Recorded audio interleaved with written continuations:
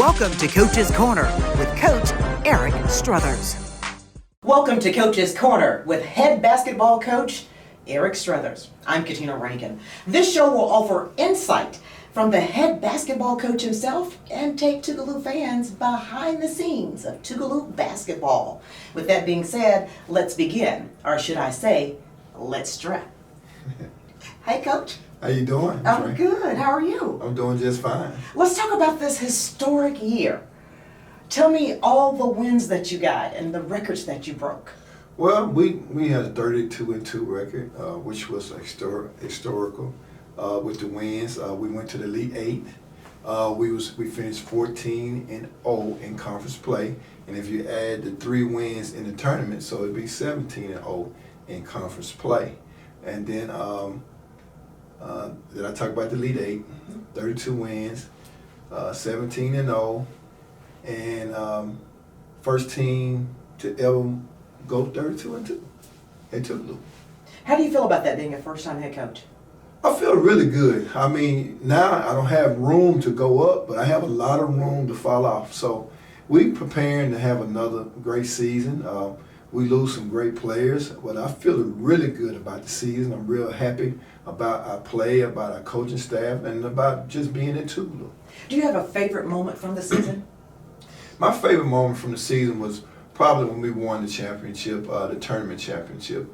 Andre, the guard that plays for me, hit the shot, made one free throw and won. So that was probably the most highlight I had this year with Tougaloo. Let's talk about your players. Your star, Lil Cam, as I've heard some of the players say, Cameron Copeland. Let's talk about him. Yeah, Lil Cam, you talk about a great player. Anytime you can be player of the year in our conference 2 years in a row, let's tell you how great he is. He's a great player, he's a great ball handler, a great shooter, but also he's a great leader. You want to have him on the court when things are going bad. When things are going bad, he kind of calms the situation down and really is a good player. And he calms everybody down, and sometimes he calms me down. What makes him a good player? Makes him good because he can shoot. And his leadership, just leadership, leading the team, know when to shoot, know when to pass, know when to take over the game. That's what he done for me this year. For the last 2 years, he know when to take over the game. So you don't have good players like that most of the time, that he know when to take over the game. Let's talk about Big Cam, because you have another Cam. Yeah, Big Cam is one of my favorite guys. He's a big guy. He's real athletic. He can get to the basket anytime he get ready. We throw him a lot of lobs, a lot of alley-oops. And his personality is just up and down, and I like that. One day he come in pouting, the next day he's upbeat. So he's back and forth. So I learned how to handle him, and he's one of my favorite guys. Okay, and then I also want to talk about Trajan Fielder. Trajan Fielder is always hitting threes. That's what I remember about him. Yeah, you got to know where he's at all times. That makes Lil Cam a better player too, because you got a guy like Trajan that can hit shots from anywhere, and you got to make sure you know where he is, so you can't never help off him, because as soon as you help, and Lil Cam will find him, and he just hits shots, and he's a good guy, and he's fun to be around, got a good personality. So he was one of the reasons why we got what we got. Okay, so you have some other players that are leaving, because the 3 that I mentioned are leaving. They're seniors. Right. Who else is leaving? Well, we got Daryl Jones. Daryl Jones was our big guy inside. I stay on him more than anybody. I think they think that I don't like Daryl, but he is my favorite player. Next to Antoine Bean, Daryl Jones, I stay on him the most because I was an inside player. He was an inside player, he was a post player, which I was a post player. I like running the offense through Daryl Jones. So we ran a lot of offense through him. So when we come out, we go right to him. We go inside, and he's pretty good in there. Okay. And so tell me about Bean. Antoine Bean he's a guy that was my starting point guard last year that led us to the championship when Coach Billis was the head coach. And we had a really, really good relationship. We talk on and off the floor a lot. And he brings a different element to Tougaloo basketball. His leadership, his toughness, and then he has a personal relationship with me. So I hate to see him go, but I know we got all these seniors and we got to let them go. But those 5 guys was really the backbone of Tougaloo Basketball. So I'm sure that recruiting is in full gear because you are losing so many seniors. Can you tell me what you look for in a recruit? Well, right now, what I do is, and people don't know, I use my players to recruit for me. Since we don't have the funds and where we can go and do some things and fly here, see a player, bring a guy in, I give my players, that's one thing, I really don't want to give my secret away, but I will this time because I'm talking to you. But what I do, I get my players to recruit for me. So like Daryl Jones brought a really good guard in for me named Darren Pierce that he started for me for a long time, but he recruited him for me. Cam does a lot of recruiting, but the main one that do the most recruiting is Big Cam. Big Cam knows everybody. So Big Cam, he knows mostly all the players, so he do a good job. And then Trajan, you know, from his hometown, he goes back and talk to the guy and say, hey man, come to Tougaloo, come play for Coach Strothers, come play for Coach Billups. They can win you can win championships. So I use basically my players to help me recruit. And then of course, you know, in my career, I think my best accolade is recruiting. I think I can recruit better than anybody that I go up against. So, you know, when I was at the previous schools, I brought player of the years into to colleges. So my big thing, I look for guys that can be player of the year in the conference. So you talked about one thing that makes you a good coach, and that's recruiting. What makes you a good head coach? Well, right now, what makes me a good head coach, I manage. This year I had to manage about 30 personalities. So, you know, if you're a good coach, you got to be a good manager. So what I did, I managed the team, had to manage the Cam personality day to day, Big Cam personality day to day. And you know, I called Daryl Jones Taco, and you got to manage him every second of the day. So it's tough when you're a head coach. And then, you know, your manager, you have to manage study hall, you have to manage the weight situation. You got to managing the academic situation. Then you have to manage your assistant coaches and managers. And then, you know, you got scheduling, you got practice, you got weights. So as a head coach, you got to manage everything. So that was different this year for me. And I learned a lot from being the first year head coach. So we could talk about Taco and why we have to manage him every second of the day, but we won't because this is your show, and so we're going to focus it on you. Right. I want to talk about your assistant coaches. Tell me about them and what makes them great. Well, when you talk about Thomas Billups, you're talking about one of the greatest coaches. He's the GOAT, you know, when you're talking about coaching. You know, he done won 10, 11, maybe 12, you know, high school titles, championships. And then before I got there, the year I came in 2018, he had just won the GCAC. And then you're talking about last year, he as the head coach, he had just won another title, and I stepped in and I was thinking, wow, can I follow in his footsteps? But I knew I was built for it, so I didn't have no problems in stepping right after him. And we always say, you know, where you got a Kobe, you need a Shaq. Where you got Batman, you need Robin. So Billups was Batman, I was Robin, and he was Kobe and I was Shaq. So we just match our relationship together, and we do a lot of good recruiting. He's a great recruiter too. I'm a great. So we both recruit. We bring in great players, and we kind of mashed it together, and we mashed that system together. Then when you talk about Coach Neal, you know, Coach Neal is kind of like the organizer. He organized it. You know, he kept me organized all year. And he's great in that, and he's coach. I call him Coach Neal, but he's Dr. Neal.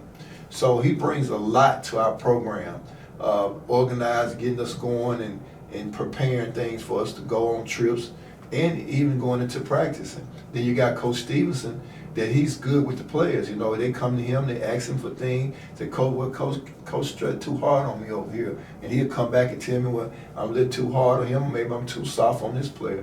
But I got a great staff, and they did an outstanding job in helping me in my first year as a head coach. So I want to talk about this because this is something that I saw and observed at some of the games, is that you begin and end them with prayer. Tell me why, and why that's important to you personally and collectively as a team. Well, as a head coach, you have to evaluate everything. And first of all, you got to have a vision. And once you have a good vision, then you can prepare for what you want to plan. But before anything happens, you got to put God in it. So one thing I learned from my father, You start with God and you end with God, and you're going to be very successful in whatever you do. And something else that I noticed and that I've heard from asking people about you is that academics, very important. So you enacted a few programs in your basketball program. Tell us about those. Well, when I first got into coaching, I didn't know a lot about the coaching part and the recruiting part of it, but so they put me over the academics part of the program. So that's why I got my first start. I was a first year coach, assistant coach, and basically I just ran the whole academic program. So that's my love. First of all, I want the kid to get an education, a good education, and I want them to graduate. So that's the number one priority when you talk about coming to Tougaloo Basketball. That's our number one priority. Basketball is probably fourth or fifth on our list. I noticed that you set some of your starters down during games. Yeah, well, most of the time when I set a starter down, most of the time they have missed study hall, or they have came to practice late, or they have done something in the classroom and missed some class, or a teacher called me or a professor called me and say, well, he missed class or he didn't turn in his assignment, and then I send him down and I the next man up, and they know that, so they make sure they go to class, they make sure they go to study hall, and they make sure they on time for everything we do. I talked to a couple of the players and they say that you start early with them. Tell me about when you actually begin working the players out and when you end with practice. Yeah, you talking about our practices, or you talking about our preseason conditioning? All of it. Okay. Well, I be on time, and I like perfection. You know, so somebody say you can't never be perfect, but we strive to be perfect at Tougaloo. So my whole campaign this year was I wanted to lose no games. I wanted to have a perfect season, and I wanted to win the national title. So when you do things like that, you got to have a plan in place. My plan was I'm gonna start early and I'm gonna leave late. You know, and my players picked up on that, and we conditioned a lot, and we repetition was the key to our success. So we repetition a lot, and we had great success. Okay, so a lot of people at home are probably wondering, and those that are listening via radio are probably wondering, why do you have a news person on to talk about sports? Well, I'm going to fill you in because we want people to know exactly who Eric Struthers is as a person and not just as a coach, right? So if you would, Coach, take us back, tell us where you're from, and tell us some interesting facts about your childhood. Well, I'm native from Vicksburg, Mississippi, and in fact, I come from a very good home. My mother and father raised me right, and I got a lot of family values that I use in my everyday life. You know, and I'm a repetition guy. I probably do the same thing every day. You know, I get up in the morning, I come to practice, I walk probably 2 or 3 miles before practice start, and then once practice over, I could lift weights. And that's my repetition. I've been doing it all my life, even when I came through Vicksburg, and I was a football player. And I wanted to play football in college, but that didn't work out. So I was able to play basketball at Jackson State, and I've done pretty well. When you're talking about making the Hall of Fame at Jackson State, I think that's a special deal, and you're making the Hall of Fame in the SWAC. I think that's a special deal. But I tell everybody, it didn't come easy. It came with hard work, which I learned from my parents. And they were middle class people, but they did it with hard work. And I try to instill that into the team. I try to tell them the same thing that I'm doing, I want them to do it. Because if you have hard work, you're going to have some success. So I heard this interesting little story that your first job that your father got you was one that you really didn't want, but then there was a lesson behind it. Can you share it? Yeah, I'll share it with you. My first job was, I thought I was going to be working with the mayor in Vicksburg in the office. So I dressed, I had my jeans, my Adidas shoes on, had a nice shirt. I'm going to have an office job because I was some kin to the mayor at the time, Mayor Walker. And I thought I was going to have a desk job. And then all of a sudden, I'm on this big dump truck. And we ride, and I said, we rode for about 30 minutes. I said, I can just ride around all day, but we stopped, and we picked up 2.5 tons of asphalt. And then I was filling potholes. That's what I was doing. I was filling potholes. I was up on top of a dump truck with a diesel can with some shovels in and rakes. And what we do was stop, and we was fill the potholes in the street. And I was so mad because I had on my good shoes, and my shoes were melting. I didn't have on a hat, and it was about 100 degrees outside. And I was just so mad with my father. I didn't know what to do. I said, what have he done? So when I got home, the first time I ever walked in and didn't speak to my father, and I just went to my room. He came and said, son, don't you never walk past me and don't speak. He said, you don't have to go back to that job, but I just want to teach you a valuable lesson. If you don't go to school, you don't get an education, this is something that you're going to be doing for the rest of your life. So that was a big lesson for me. Another interesting story that I heard that you picked up some of your morals and character from your dad is how hard he worked and even entering the military early. Yes, my dad was a very hard worker. During the time he joined the Army, he was about 16 years old. He lied, and he was 16, and he joined the Army and just moved his age up 2 years that he was 18. But back then, I think the Great Depression was happening. He had no job. He had really nothing to eat, so he joined the Army, and he was successful in the Army and got back through it. But on his way back home, they didn't treat him right. They didn't, let him ride the bus and things of that nature. So I got some of that from him. So in other words, don't tell you no because you find a way to make it a yes? Yes. Yeah. Well, when the door closes, I find a way around it. I don't, as I say, I don't kick doors in. I find a way around it. Oh, that's interesting. Yeah. That's a good little quote. Okay, so let's talk about Mom. Mom was a school teacher? Yeah, my mom was an educator. She taught at Vicksburg High, and she was an outgoing. She was a very loving mother, but she preached education, and she didn't care about the sports part of what I was doing. She just cared about me passing high school, going to college, getting a master's degree, and on and on. So she was just very supportive on the academic side. So speaking of academics, she went to Alcorn State, but your father said you could not go there or you could not enter the military. My father, once I got to the 12th grade, and my father was a big W.C. Gordon fan. So, W.C. Gordon coached in Vicksburg and worked with my mother before he took the job at Jackson State. So the whole time I was playing football, when I was little, we used to go watch W.C. Gordon play. When I was a little boy, my dad would take me to all his games because my father was a W.C. Gordon fan. And then once he got to Jackson State, he said, son, you're going to go to Jackson State and play football.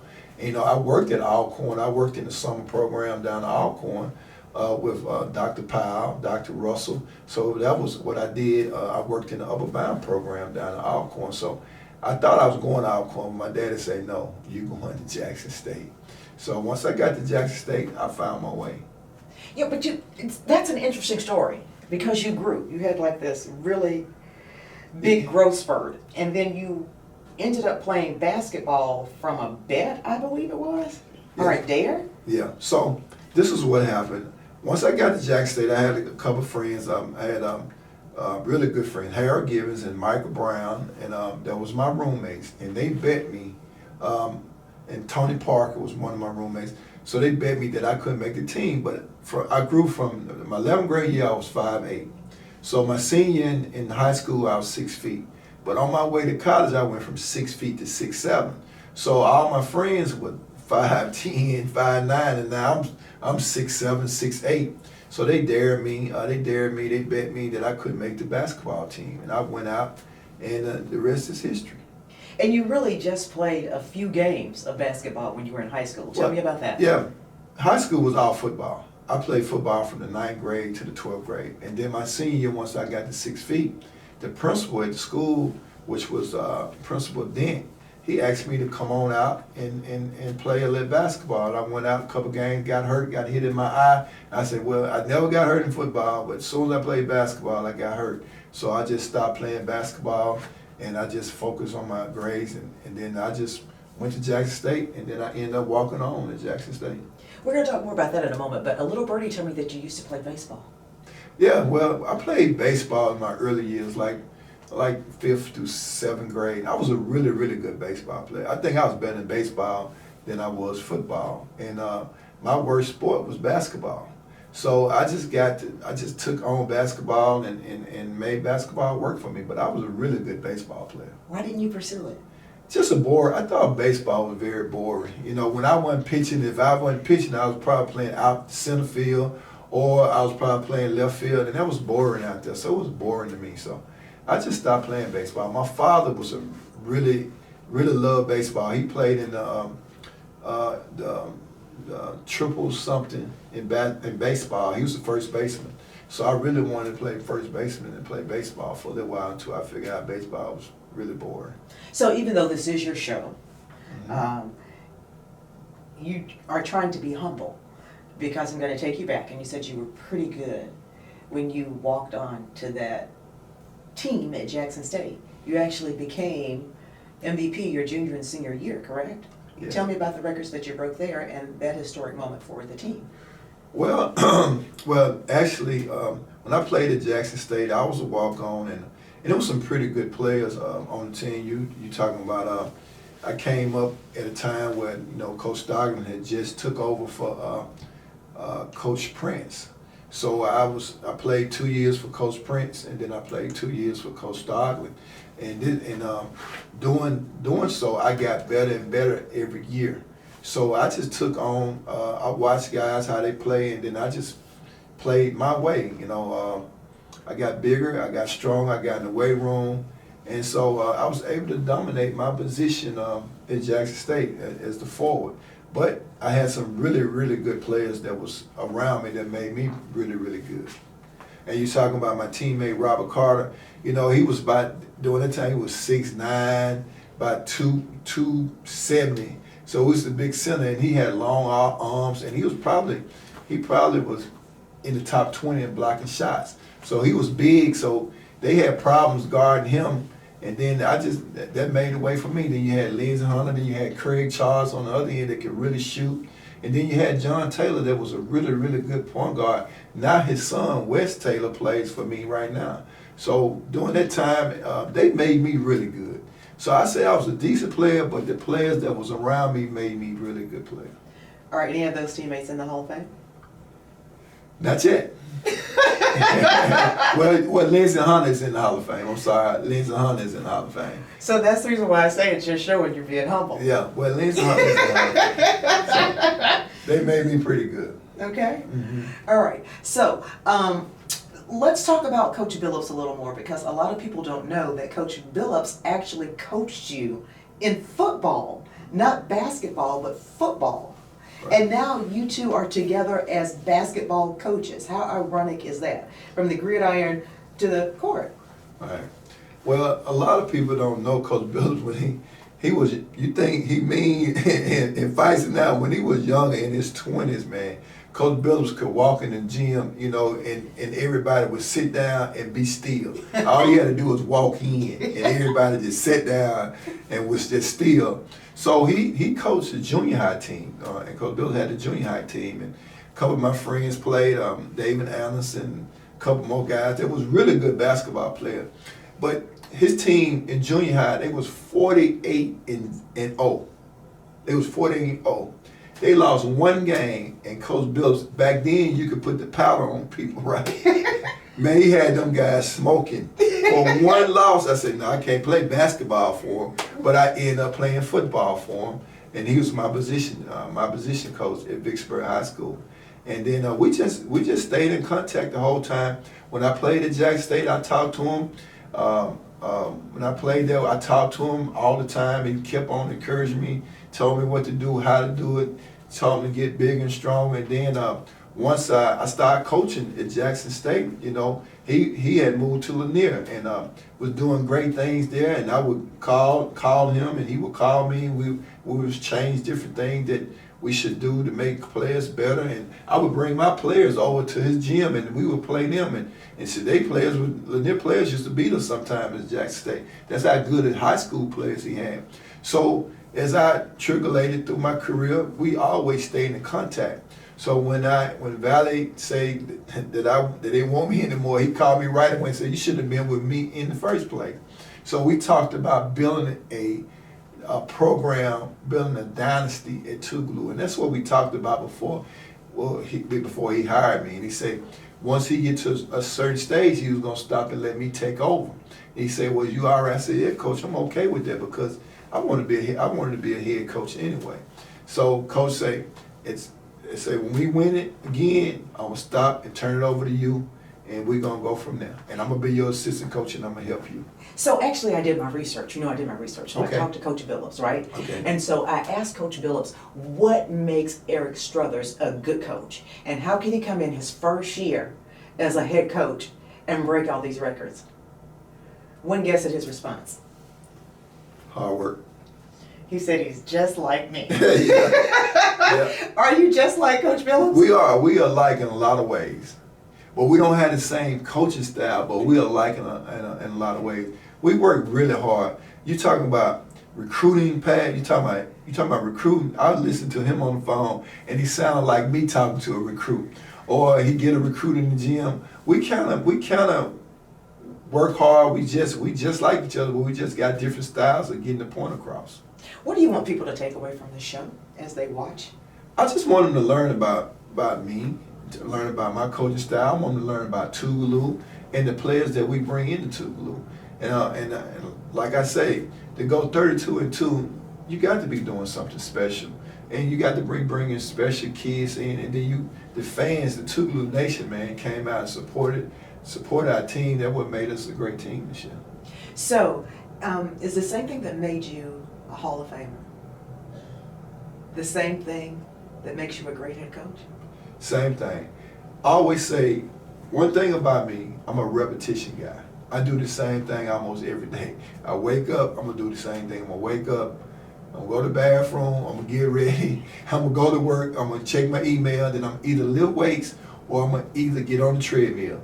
And then my day starts from there. And then from there, I think about every day I start my day as a new day, like I got a bonus day. So when I wake up, I'm into my bonus life. So I take my bonus life and make a good life with my bonus life. So everybody say, why are you smiling and always happy? Because God has been good to me. I think that's perfect. A perfect way for people to be introduced. Okay, so tell me something that no one knows about you except Eric Struthers, if you really want people to know who Eric Struthers is. Well, that's a trick question. And, I wouldn't dare ask you a trick question on your own show. I'm a genuine guy. You get Eric Struthers, you get the same person every day. You don't get a different Eric Struthers. Sometimes they get different players. My players can tell you right now. I come every day with the same energy, with the same energy every day, and that's me. Okay, Mm-hmm. and then so you look into the camera and give them the stare down because your players say you know how to give this stare down that makes them get in line. Just joking with you, but they did say that you have Right. the stare down. The stare I give them is that you want to come sit on the bench. Yeah, and the thing about it, I remember Taco was playing in the game this year, and Daryl Jones, he was saying, Coach, they playing so hard. They fighting and scratching and biting. I said, well, they ain't scratching and biting over here. And he said, what you mean? I said, this bench, they ain't scratching and biting. You can sit down or you can play. He said, and I gave him that stare, and he went on back out there, and he went to scratching and biting with them. So ask you one time, can you look at that camera and give them the stare? Okay. Join us next time and see who's in my coach's corner. I'm Eric Struthers along with Katina Rankin. Thanks for joining us.